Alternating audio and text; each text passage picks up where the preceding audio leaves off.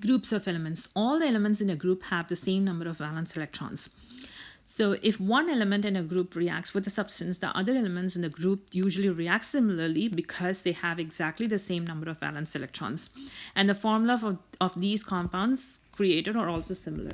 Okay, now let's look into some of the properties of the different groups. Okay, let's take noble gases.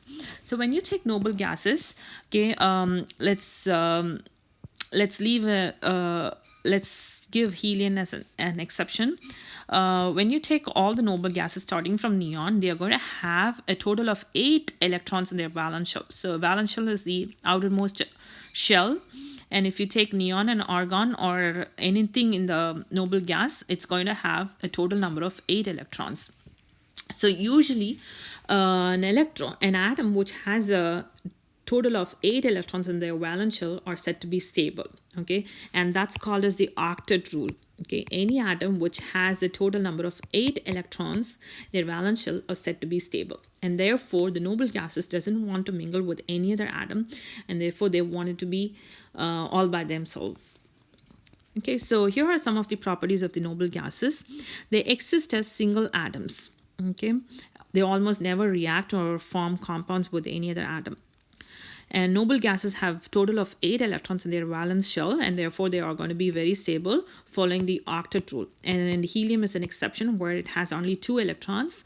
Because it has only one shell, it can only accommodate a maximum of 2 electrons, and therefore it is said to be stable as well. Neon signs contain minute amounts of various noble gases, and which makes it to glow.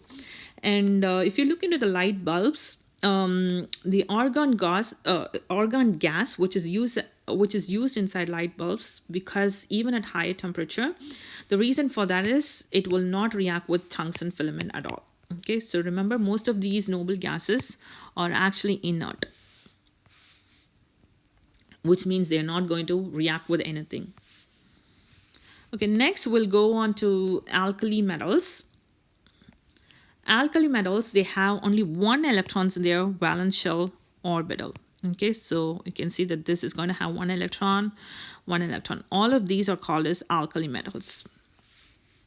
Okay, each alkali metal has only 1 valence electron, and they tend to lose this electron and become a monopositive ion. Say for example, if you take sodium, sodium can lose 1 electron and become Na+. Okay, and they can readily react with the other elements, okay, because they are super active. And sodium and potassium are found abundant, whereas lithium, rubidium, cesium are rare.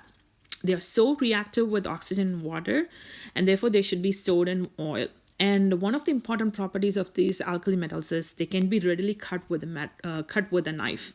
So have you ever seen a metal that can be cut with a knife? So it would be sodium or potassium.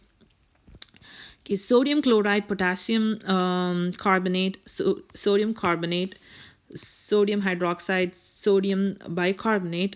These are something that we use in a normal day-to-day life. And let's see whether we are able to predict the formula for these compounds. This is potassium, or this is KCl. Okay, so what is KCl? KCl is a binary compound which has a metal and a non-metal. Now this is a metal and this is a non-metal. So if you want to write the name for this, you will write the name for the metal, which is potassium, and the non-metal is chlorine, but you have to write it as chloride. And let's see what's the name for this compound. This is lithium. Again, this is a metal, and this is a polyatomic ion. Okay, therefore this should be lithium. And when you look into the polyatomic ion chart, CO3 stands for carbonate. So the name for this is lithium carbonate. Next, we'll go on to halogens. When you look into halogens, the outermost electronic orbital has a total of 7 electrons. Okay, this is fluorine, this is chlorine. When you go on to bromine, they will also have a total of 7 electrons there outermost shell, and then comes iodine. They will still have, even iodine has a total of 7 electrons in this valence shell orbital. Okay, so here are some of the properties of halogens. So I said before, they're going to have 7 electrons in their valential orbital, and they tend to gain an electron. Remember, metals have the tendency to lose electrons, whereas halogens or anything which is on the right of the periodic table, they are going to gain electrons. So how many electrons can it gain? Okay, that can be easily predicted from the periodic table. Okay, so look at this. Metal or elements will try to lose electrons or gain electrons based on where it is actually located in the periodic table, how close it is to the next nearest noble gas. Okay, so if you look into fluorine, which is a noble gas, which is a halogen, it can actually lose, it can actually gain an electron and achieve the nearest noble gas configuration. Okay, so fluorine can actually gain one electron and kind of hop to the next place in its electronic configuration by having 10 electrons. Okay, so again, they only occur in nature as a compound, but when purified, occur as a diatomic molecule, but they are generally poisonous. Okay, F is the most reactive, and it will corrode platinum and cause wood, rubber, and water to burn on contact. And iron is necessary for proper thyroid function. And there are some people who lack thyroid, who have thyroid dysfunction, and it's primarily because of the because they were not able to, they don't have enough iron in their body. And here are some examples for compounds that are formed with halogens.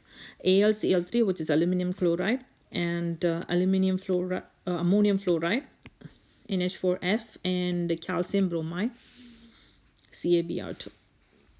Okay, so this is goiter. It is a disease that's caused by lack of iron in their diet and enlarged thyroid gland. And finally, alkaline earth metals. Alkaline earth metals, they have a total of 2 electrons in the outermost orbitals, valence electron. Okay, so all of these elements will have only 2 electrons in their outermost orbital, and therefore they can lose those 2 electrons and achieve the nearest noble gas configuration. Say, for example, if you take beryllium, it has a total of 4 electrons. Okay, so when it loses these 2 electrons right here, it's actually going to become a dipositive ion. Okay, so remember, in the alkali metals, they can lose only 1 electron and become a monopositive ion, whereas in the case of beryllium, it can actually loses 2 electrons and become a dipositive ion. And here are some of the properties. And as I've said before, it's going to donate 2 electrons, becoming a dipositive ion. They're not as chemically active as alkali metals, but still they are really hard and strong. They are reactive when compared to other elements down the periodic table. And here are some important alkaline earth metals: beryl, milk of magnesia, which is magnesium hydroxide, and calcium carbonate, and the calcium phosphate. These are good for bones and teeth. And barite, which is barium sulfate, and strontium, barium, they give color and fireworks. And one of the important thing is radium is radioactive. Radium chloride, it is used on watch dials, which produces a glow in the dark.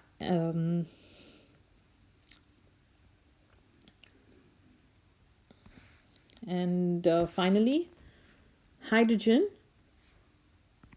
Although it is a non-metal, hydrogen usually reacts like an alkali metal. Okay, so remember, hydrochloric acid is an acid, and H2S is hydrogen sulfide. They are going to be like really reactive. Sometimes they react like an halogen. Okay, some examples would be NaH, which is sodium hydride, and calcium hydride. At room temperature, they are usually colorless, odorless, and they are diatomic. And it is the lightest element, and that was used in early dirigibles, and will burn in air to form water.